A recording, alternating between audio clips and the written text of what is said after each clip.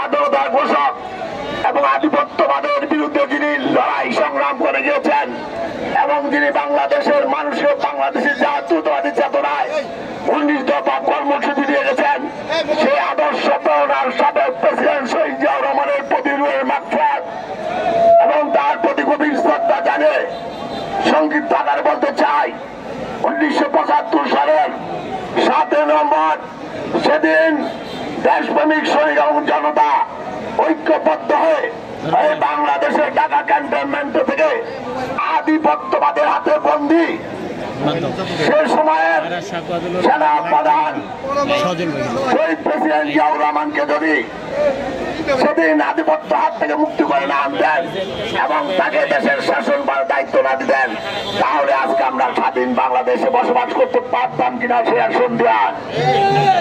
আজ তার ধারাবাহিকতায় আপনারা জানেন, আমেরিকা যতক্ষণ এই ক্ষমতা এসেছে তলাবিহীন চুরি, সন্ত্রাস, ধর্ষণ, রাজধানী, খুন, ডাকাতি, সংবাদপত্রের স্বাধীনতা, গণতন্ত্র, বাক স্বাধীনতা ছাড়া আর কিছু উপহার দেননি। আর গত 2009 সাল থেকে 2024 পর্যন্ত আওয়ামী ক্ষমতা থাকায় ফ্যাসিস্ট খুনি হাসিনা সরকার এমন কোন অপরাধ নাই যে তিনি করেন নাই। খুন, চুরি, ডাকাতি, রিজার্ভ ফান্ড, খালি শেয়ার বাজার, হলমার্ক, লুটপাট, দ্রব্যমূল্যের ঊর্ধ্বগতি, শিক্ষা প্রতিষ্ঠানের সন্ত্রাস এবং ছাত্রলীগের দর্শনের সেঞ্চুরি অনুষ্ঠান উদযাপন ছাড়া দেশ জাতিকে কিছু দিতে পারে নাই। কিন্তু আমাদের বাংলাদেশ জাতীয় দলের ভারপ্রাপ্ত চেয়ারম্যান তারেক রহমান বারবার ফেসিকুশিয়ার বিরুদ্ধে আন্দোলন সংগ্রাম দিয়ে গত আগস্টের পূর্বে ওনার পৃষ্ঠপোষকতায় এবং সুচিন্তিত দিক নির্দেশনায় সেদিন ছাত্র শ্রমিক জনতা বৈষম্য বিরোধী আন্দোলনের মাধ্যমে খুনি ফ্যাসিস্ট হাসিনা সরকারকে পদত্যাগ করে পালাতে বাধ্য হয়েছেন। আজকে তার ধারাবাহিকতায় আমরা তারেক রহমানের নেতৃত্বে গণতন্ত্রকে পুনঃপ্রতিষ্ঠা করার জন্য রাজপথে ছিলাম, আছি, থাকবো।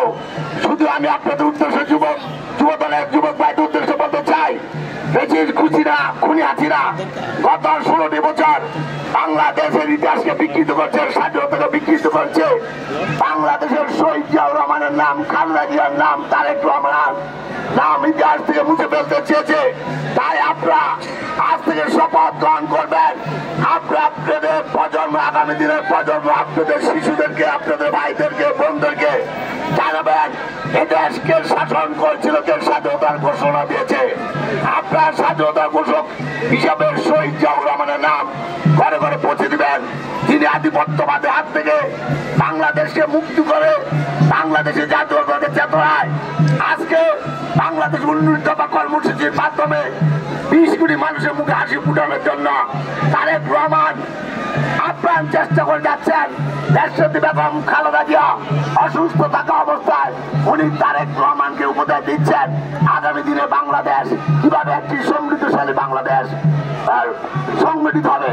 তা আমি বলতে চাই, আপনারা বাংলাদেশের সঠিক ইতিহাস তুলে ধরার জন্য বাংলাদেশের স্বাধীনতার ঘোষককে শহীদ জিয়াউর রহমান কিভাবে রাজনীতি হলেন 1975 সালের 7 নভেম্বর সিপাহী বিপ্লবের মাধ্যমে তিনি বাংলাদেশের রাজনীতি আবির্ভাব হয়েছেন।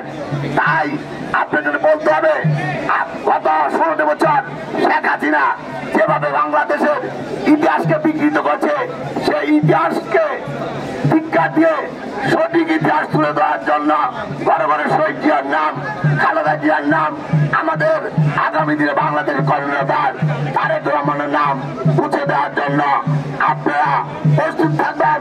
আর শুধু বলতে চাই, নারায়ণগঞ্জে যে সকল সরকারি দলের দালালরা গত সরকারি দলের শেল্টারের থেকে উল্টা পাল্টা কথা বলেছেন, এখনো ওই সকল দালালদের সাথে তারা ষড়যন্ত্র করে সন্ত্রাসীবাদায় কথা বলে, ঘট বাঁধাতে কথা বলে। আমরা শুধু বলতে চাই, আপনাদেরকে দাঁত ভাঙা জবাব দেওয়ার জন্য আমাদের নাঙ্গল মহানগর যুব দলে যথেষ্ট। কারণ যুব দল অতীত রাজপথে ছিল, এখন আছে, ভবিষ্যতে থাকবে। অতএব মুখ সামলে কথা বলবেন, দালিলি ভাষায় কথা বলবেন না।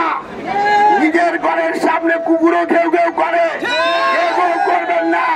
অতএব আগামীতে নারায়ণগঞ্জ মহানগর বিএনপি যুবদল ছাত্রদল শ্রমিক দল ওই সকল দালালদের চিহ্নিত করে শুধু দাঁত ভাঙার জবাব দিবে না, তাদেরকে চিহ্নিত করে আগামীতে আইনের কাঠগড়া আনার আহ্বান জানিয়ে আজকে নারায়ণগঞ্জ মহানগর যুবদলের জাতীয় বিপ্লব সংগঠিত দিবস উপলক্ষে এই পদার্থ র্যালি সফলতা কামনা করে নারায়ণগঞ্জ মহানগর যুবদলকে, নারায়ণগঞ্জ মহানগর বিএনপি দলকে অসংখ্য ধন্যবাদ জানিয়ে আমি আমার বক্তব্য শেষ করছি।